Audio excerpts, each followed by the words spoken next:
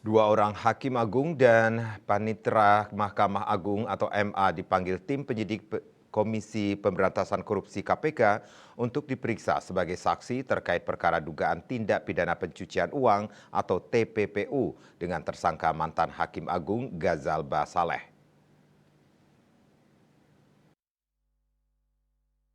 Kepala Bagian Pemberitaan KPK Ali Fikri saat dikonfirmasi di Jakarta seperti dikutip dari kantor berita Antara mengungkapkan pada 25 Maret 2024 bertempat di Gedung Merah Putih KPK, tim penyidik menjadwalkan pemanggilan dan pemeriksaan saksi-saksi Desnayeti dan Yohanes Priyana selaku Hakim Agung Mahkamah Agung RI dan Panitera Mahkamah Agung Heru Pramono. Meski demikian, Ali belum memberikan keterangan lebih lanjut soal keterangan apa yang akan didalami tim penyidik KPK dalam pemeriksaan tersebut. Mantan Hakim Agung Ghazal Basaleh sebelumnya divonis bebas dalam kasus suap pengurusan perkara di MA, namun KPK kemudian kembali menetapkan Ghazalba sebagai tersangka dalam kasus dugaan penerimaan gratifikasi dan TPPU. KPK kembali menahan mantan Hakim Agung Kamar Pidana Mahkamah Agung Republik Indonesia Ghazal Basaleh GS dalam perkara dugaan tindak pidana korupsi berupa penerimaan gratifikasi dan TPPU terkait pengurusan perkara di Mahkamah Agung.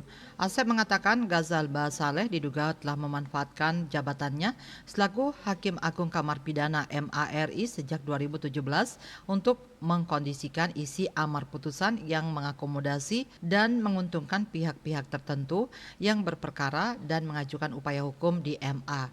Dari pengondisian isi amar putusan tersebut, Ghazalba menerima pemberian sejumlah uang sebagai bentuk penerimaan gratifikasi di antaranya untuk putusan dalam perkara kasasi dengan terdakwa ex-Menteri Kelautan dan Perikanan Edi Prabowo, Renier Abdul Rahman Latif, dan peninjauan kembali dari terpidana Jafar Abdul Ghaffar. Sebagai bukti permulaan awal di mana dalam kurun waktu 2018 sampai dengan 2022 ditemukan adanya aliran uang berupa penerimaan gratifikasi sejumlah sekitar 15 miliar rupiah. Atas penerimaan gratifikasi dimaksud, GS kemudian melakukan pembelian berbagai aset bernilai ekonomis antara lain pembelian tunai 1 unit rumah yang berlokasi di salah satu klaster di wilayah Cibubur, Jakarta Timur dengan harga 7,6 miliar rupiah.